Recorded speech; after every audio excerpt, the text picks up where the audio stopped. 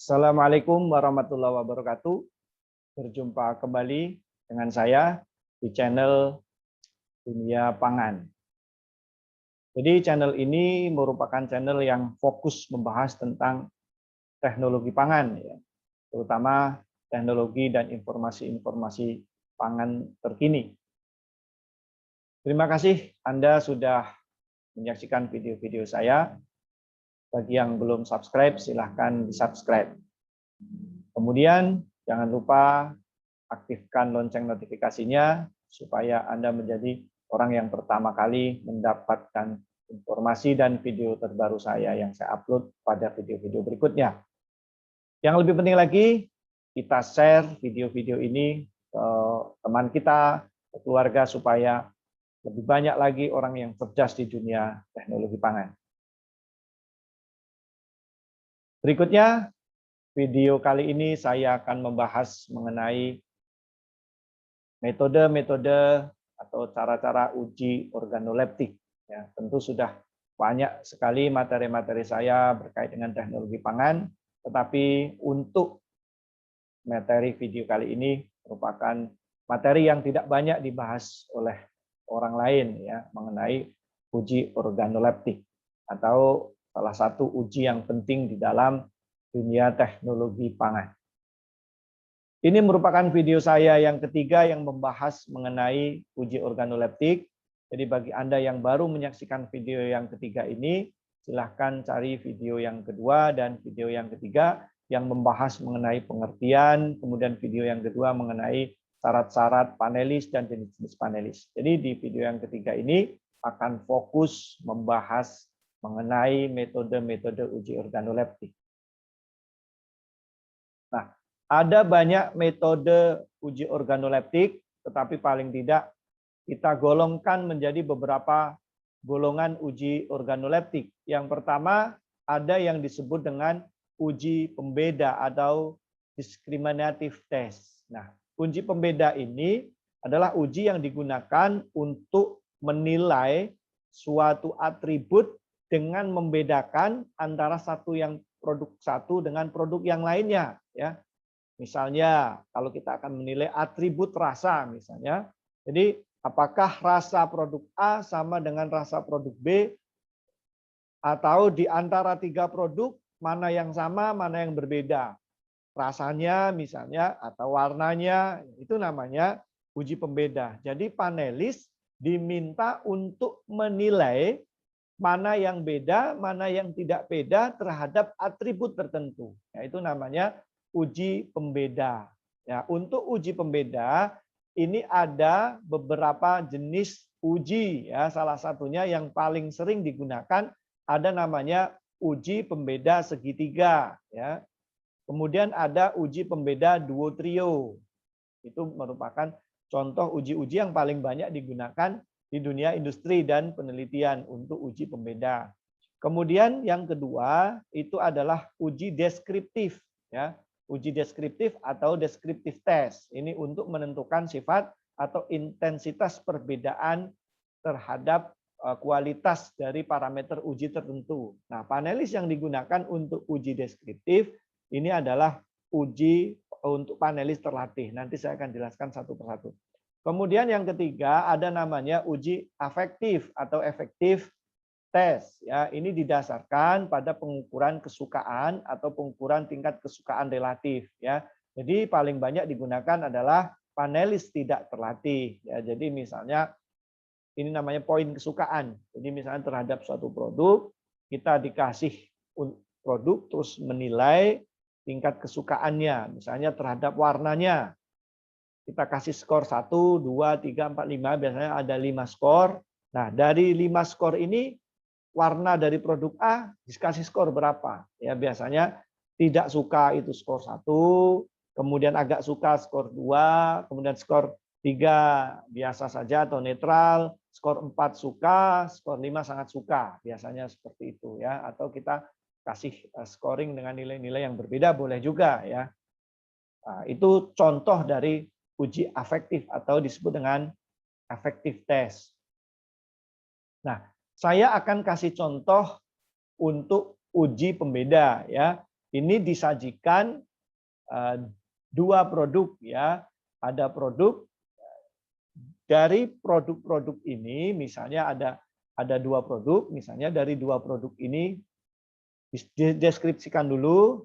Nah, ini sebelahnya adalah contoh formulir untuk uji organoleptik. Nah, formulir ini juga harus jelas, harus ada nama panelis, kemudian tanggal pengujian, jenis contoh, ya misalnya kecap, permen itu contohnya. Terus harus ada instruksi. Instruksi ini kriteria penilaian. Ya, misalnya nyatakan apakah contoh yang disajikan sama atau berbeda ya dengan contoh baku. Bila sama ya dibeli skor 0 misalnya, jika berbeda dikasih skor 1. Oke, jadi misalnya ada kode 513 ya, kode 513. Terus ada juga kode 481 ya, ini kode 481.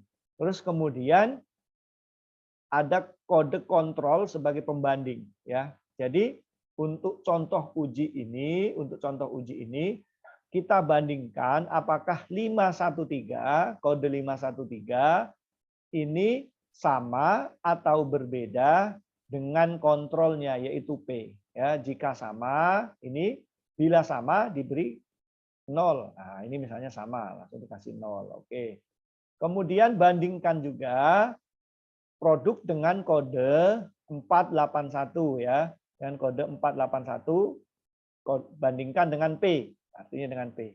Sama enggak? Misalnya berbeda, kasih angka 1 ya. Ini sebenarnya harus ada satu kotak lagi di sini untuk kode 948 ya. Jadi inilah namanya uji pembeda, itu seperti itu. Jadi istilahnya ini namanya pembeda dengan kontrol ya. Kalau kita nyatakan kontrolnya itu jelas ya. Jadi ini disebut dengan uji pembeda dengan kontrol. Itu karena apa? Karena kontrolnya jelas ya. Jadi pada kondisi ini, pada uji ini kontrolnya itu pada kode P ya. Jadi kode sampel 531 dibandingkan dengan kontrol, kode B 481 dibandingkan dengan kontrol, dan kode 948 juga dibandingkan dengan kontrol. Nah, ini adalah contoh uji pembeda. Oke, berikutnya saya akan kasih contoh uji pembeda segitiga atau triangle ya. Contoh penyajian dan formulir isiannya ya. Jadi kita punya 3 produk ya. Kita punya 3 produk dengan kode B itu kode 893, terus ada kode lagi 763, terus kemudian produk lagi ada kode 487. Oke ya. Kemudian formulirnya ini adalah contoh formulir di bawahnya. Masih sama seperti tadi formulirnya, tentu harus ada nama panelis, siapa yang menguji, kemudian harus ada tanggal pengujian, ya kapan dilakukan uji, terus contohnya apa, misalnya sirup rosella boleh juga, atau misalnya sirup yang lain ya, karena ini minuman, atau susu ya, atau madu atau jus dan seterusnya ya. Ini adalah jenis contohnya. Kemudian harus juga ada instruksinya. Nyatakan salah satu contoh yang berbeda di antara ketiga contoh ini dan diberi tanda 1. Artinya jika ada yang berbeda, dari kode-kode ini, maka kasih kode 1. Kalau sama, maka dikasih kode 0. Nah, saya akan kasih contoh parameter yang diuji ya, atau sifat yang akan diuji adalah poinnya, warnanya, kehalusan dan rasa ya, warna, kehalusan dan rasa. Pertama kita uji dulu warnanya. Misalnya dari ketiga sampel ini warnanya sama semua atau ada yang beda. Oh, ternyata warna semua sama semua. Berarti kasih kode 0 semua. Ini 0, ini 0, ini 0. Oke, kemudian berikutnya kehalusan. Dari 3 sampel ini mana yang berbeda? Kita cek ya, kita cicip satu-satu. Kita tentukan, oh ternyata kode 763. Ya, mana kode 763? Enggak ada, ini salah tulis, harusnya misalnya kita kode ini, oh ini berbeda, oke ini berbeda, berarti ini kasih angka 1 ya, ini 0, ini 0, oke. Misalnya pada kode rasa misalnya ya, kode rasa ini yang berbeda yang mana? Ini berbeda, oh ini berbeda, ini sama ya, ini kasih 0, ini kasih 0, oke ya. Ini adalah contoh. Nah, yang harus diperhatikan antara kode di dalam gelas atau kode yang pada sampel dengan kode yang ada di formulir ini harus sama ya, nggak boleh berbeda ya. Kalau berbeda malah bingung nanti yang nyatatnya. Oke. Kemudian ada namanya uji duo trio ya, uji duo trio. Jadi disajikan 3 sampel ya, dijadikan 3 sampel. Dari 3 sampel ini kita disuruh menilai yang berbeda ya, menilai yang berbeda. Oke, saya lupa tadi untuk poin uji pembeda, uji segitiga atau uji triangle, bagaimana mengambil kesimpulannya bahwa produk itu sama atau berbeda. Nah, dari setiap panelis kita rekap. Nah, jadi untuk uji warna kita rekap, untuk uji kehalusan kita rekap, untuk uji rasa kita rekap semua. Nah, kemudian untuk melihat mana yang sama dan mana yang berbeda, kita bandingkan dengan tabel uji ya. Jadi ada namanya tabel uji segitiga. Nah, batas untuk dinyatakan berbeda itu ada jumlah tertentu. Orang yang mengatakan berbeda ya. Jumlah yang mengatakan berbeda itu kita lihat pada tabel uji segitiga namanya. Misalnya 15 batasnya. Jadi kalau yang mengatakan berbeda 10, maka produk itu artinya sama ya.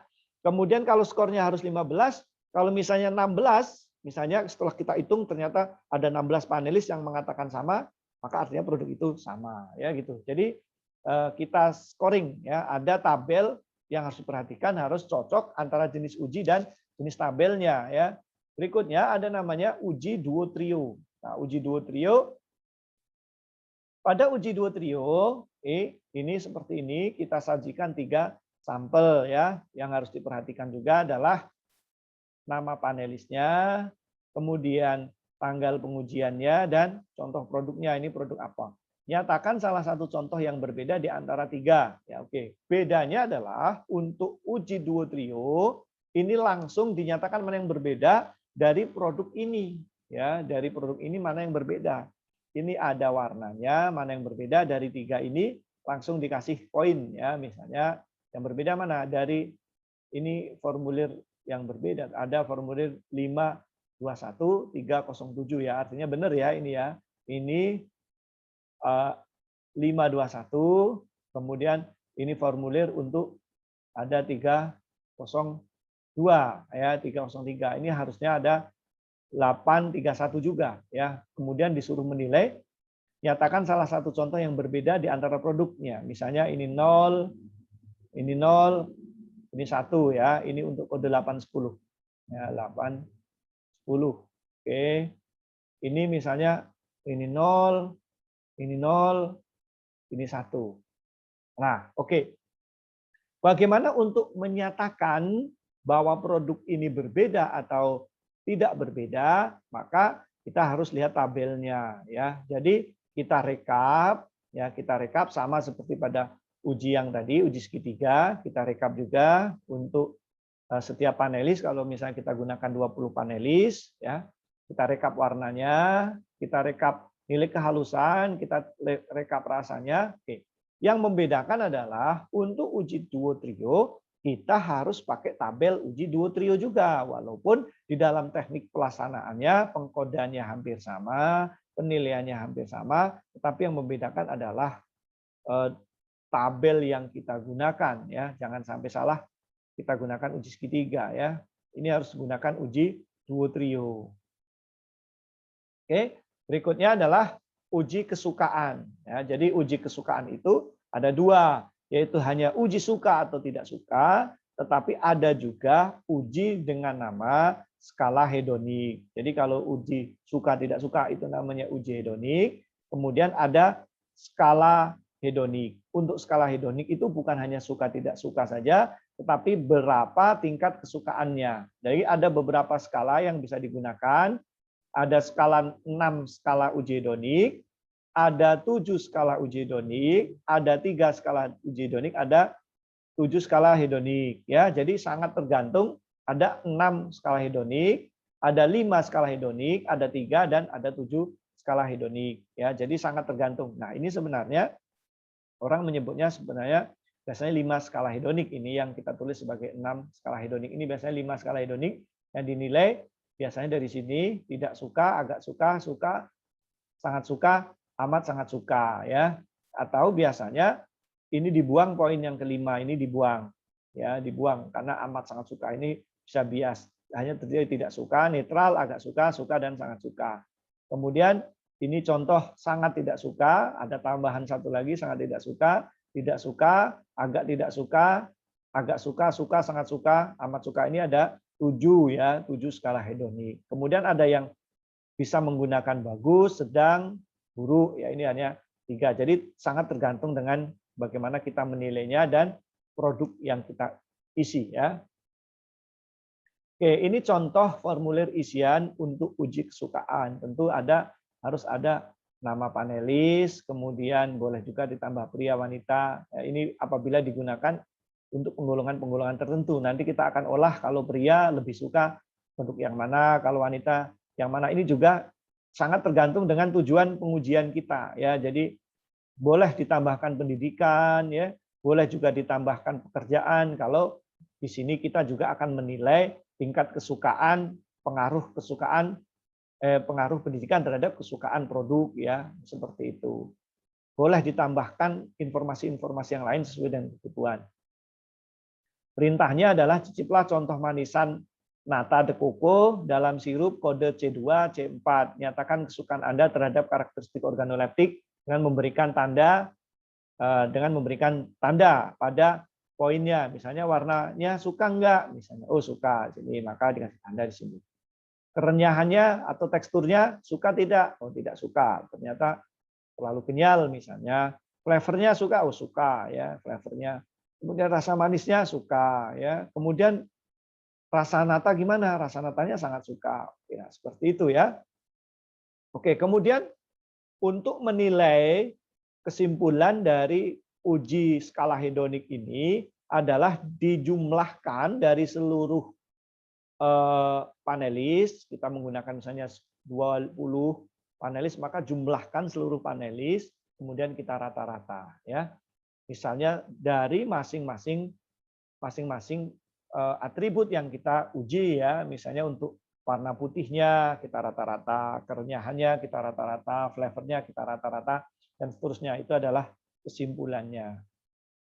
Oke, ini apa perbedaan antara uji pembeda dan uji penerimaan ya. Untuk uji pembeda ya dikehendaki panelis yang peka. Sementara uji penerimaan tadi sama dengan uji hedonik ya, artinya suka atau skala hedonik. Suka, agak suka, sangat suka, yaitu namanya uji penerimaan. Ya, untuk uji pembeda itu dikehendaki panelis yang peka. Jadi panelisnya harus kita pilih panelis yang peka. Sementara untuk uji penerimaan atau uji kesukaan itu dapat menggunakan panelis yang belum berpengalaman. Jadi hanya masalah suka apa tidak gitu ya. Kemudian yang kedua, penggunaan sampel baku atau sampel pembanding. Kita gunakan sampel pembanding ya. Untuk uji kesukaan ini boleh menggunakan sampel pembanding, boleh tidak. Jadi tidak wajib. Sementara untuk uji pembeda harus ada yang dibedakan yang mana. Kemudian nomor 3 harus mengingat sampel baku atau sampel pembanding. Jadi pada saat kita disajikan sampel pembanding, kita harus tahu parameter yang diuji. Misalnya manisnya, oh manisnya seperti ini. Kita harus ingat, panelisnya harus ingat. Pada saat dikasih sampel berikutnya, kita bisa membandingkan, oh ini lebih manis. Kalau kita dengan sampel pembandingnya sudah lupa, oh tadi manis mana ya? Nah, kita ulangi lagi, minum lagi, nggak tepat jadi ya. Nah sementara untuk uji penerimaan justru tidak boleh mengingat sampel-sampel yang lain. Kita harus menilai fokus pada sampel yang disajikan. Jadi itu perbedaan antara uji pembeda dan uji penerimaan.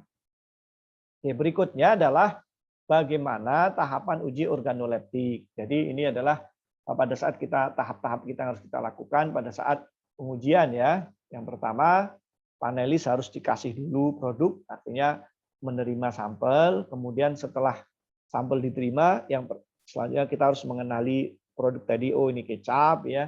Kemudian benar kecap. Kemudian kalau kita dodol, oh benar dodol. Kalau dia wajib, oh benar, kita kenali dulu parameter-parameternya dari setiapnya. Kemudian kalau kita bingung, kita harus mengklarifikasinya ya, tentu mengklarifikasi antara isian atau tabel yang sudah disajikan ya daftar isiannya dengan yang diinginkan oleh panelis kalau kita yang diinginkan oleh peneliti atau diinginkan oleh perusahaan apabila kita tidak yakin dengan yang akan kita uji. Ya, setelah mengadakan klarifikasi dan sudah yakin misalnya, maka harus tahap berikutnya yaitu mengingat kembali produk yang telah diamati. Setelah diamati, kalau kita ini adalah uji pembanding, kita amati, oh ya, kita bandingkan, kemudian kita cicip, ingat. Nah, setelah cicip, kita ingat, baru kita nyatakan di dalam pengisian. Ya, artinya harus kita ingat kembali, oh tadi skornya sekian, gitu yang berkaitan dengan cita rasa atau produk yang kita uji. Nah, kelebihan uji organoleptik dibanding dengan uji-uji yang lain, terutama uji objektif ya, terutama uji objektif. Yang pertama, uji organoleptik memiliki relevansi yang tinggi dengan mutu produk karena berhubungan langsung dengan selera konsumen. Jadi artinya kalau uji organoleptik ini sudah menunjukkan keinginan konsumen ya, langsung diterima konsumen atau tidak, sementara uji-uji yang lain tidak. Misalnya uji kadar air, uji kadar protein, ini kadang konsumen tidak peduli dan tidak tahu. Nah, tapi untuk uji organoleptik biasanya kita langsung yakin, oh ternyata keinginan konsumen seperti ini. Produknya misalnya asin, terlalu manis, atau teksturnya kurang renyah, dan seterusnya. Jadi perusahaan ataupun peneliti langsung yakin, oh ternyata ini kurang disukai kondisi seperti ini. Ya. Sementara misalnya kalau uji objektif, misalnya kita nggak tahu, atau peneliti tidak tahu, kadar protein 1% atau 2% itu cukup nggak untuk konsumen? Konsumen yakin nggak, mau nggak membelinya? Nah, jadi tidak menunjukkan apa-apa. Yang kedua, metode ini cukup mudah dan cepat untuk dilakukan. Jadi biayanya tidak terlampau tinggi dan prosesnya bisa lebih cepat ya. Jadi tidak tergantung ke orang lain. Hasil pengukuran dan pengamatan cepat diperoleh. Jadi hasilnya bisa diperoleh saat itu juga. Jadi saat itu pengujian, saat itulah ada hasilnya. Berbeda kalau kita menguji misalnya uji kadar tanin misalnya. Kita harus memberikan ke laboratorium yang sudah terakreditasi, perlu waktu. Hari ini kita kirim, paling tidak 3 hari kemudian hasilnya bisa diperoleh. Ya, artinya pengamatannya menjadi agak lama ya. Nah, tentu selain ada kelebihan, ada kelemahan ya. Tidak ada gading yang tak retak ya, pasti ada yang retak bahkan pecah. Nah, tapi jangan sampai antara kelebihan dan kekurangan itu banyak kelemahannya, jadi tidak bisa dipakai. Kalau kelebihan banyak, kelemahan pasti ada, wajar ya, tapi harus imbang antara kelebihan dan kekurangan. Yang paling penting kita harus bisa memanfaatkan kelebihannya dengan baik dan mengurangi kelemahannya. Ya, yang pertama adalah beberapa sifat indera terkadang tidak dapat dideskripsikan ya. Jadi cukup jelas ya, susah dideskripsikan sehingga penilaiannya menjadi tidak tepat ya. Misalnya seperti rasa kopi ya, flavor kopi itu susah dideskripsikan ya. Atau misalnya berkaitan dengan cita rasa stroberi itu bagaimana, jadi agak susah ya dinilai. Kemudian manusia yang dijadikan panelis terkadang dapat dipengaruhi atau kondisi fisik dan mental sehingga panelis jenuh. Wah, jadi misalnya sehari menguji yang banyak sehingga jadi jenuh, atau misalnya pada saat uji tiba-tiba kondisi badan kurang fit, ya itu tentu akan menghasilkan penilaian yang tidak tepat. Kalau kita menggunakan alat kapan saja siap ya. Kalau orang siap ngantuk lah, kemudian kebetulan pas ke kantor atau ke lab macet lah sehingga hasilnya menjadi tidak tepat. Itu adalah manusiawi ya. Dan yang harus diperhatikan tidak boleh juga mengadakan uji tetapi pada kondisi-kondisi tertentu, misalnya akhir bulan ya, cenderung orang menjadi tidak bias ya karena kondisi tekanan, atau awal bulan ya cenderung hasilnya baik semua. Kenapa? Karena baru gajian ya. Itu harus diperhatikan kondisi-kondisi yang seperti itu. Dapat terjadi salah komunikasi antara manajer dan panelis ya. Oke, jadi ada terjadi bisa miskomunikasi atau yang diinginkan oleh peneliti atau manajer itu berbeda dengan yang ditangkap oleh panelis tentu sehingga hasilnya menjadi bias. Nah, yang seperti ini memang kelemahan tetapi bisa diminimalisir. Jadi sekali lagi kalaupun ada kelemahan pasti semua uji ada, tetapi yang paling penting adalah bagaimana kita bisa meminimalisir kesalahan dan kekurangan itu sehingga kita bisa mengambil kelebihan dari metode-metode yang kita gunakan. Nah, demikianlah pemaparan saya mengenai uji organoleptik, wabil khusus mengenai metode-metode di dalam uji organoleptik. Saya tahu bahwa Anda belum tentu paham dengan apa yang saya sampaikan, tetapi paling tidak Anda bisa menyaksikan video ini berulang-ulang sehingga apa yang saya sampaikan itu akan sama dengan konsep yang Anda terima. Ya, jadi saya ucapkan terima kasih kepada Anda yang sudah setia menyaksikan video-video saya. Jangan lupa bagi Anda yang masih belum paham, boleh tinggalkan pesan atau pertanyaan di chat-nya ya. Jangan sungkan-sungkan ingin bertanya ya. Kalau Anda malu bertanya, sesat di jalan, banyak bertanya memalukan. Tapi nggak apa-apa, dengan saya boleh bertanya banyak-banyak, nanti akan saya jawab gitu ya. Jadi terima kasih sekali lagi. Jangan lupa like, share, dan tentu subscribe video saya. Oke, dan saya akhiri, oh ya, mengingatkan sekali lagi bahwa video tentang uji organoleptik terdiri dari 3 seri, ada seri 1, seri 2, seri 3. Sebaiknya Anda menyaksikan video ini berurut-urut supaya ilmu yang didapatkan itu holistik ya, artinya ada paham step-stepnya dan seluruhnya. Oke, sekali lagi terima kasih dan saya akhiri. Assalamualaikum warahmatullahi wabarakatuh.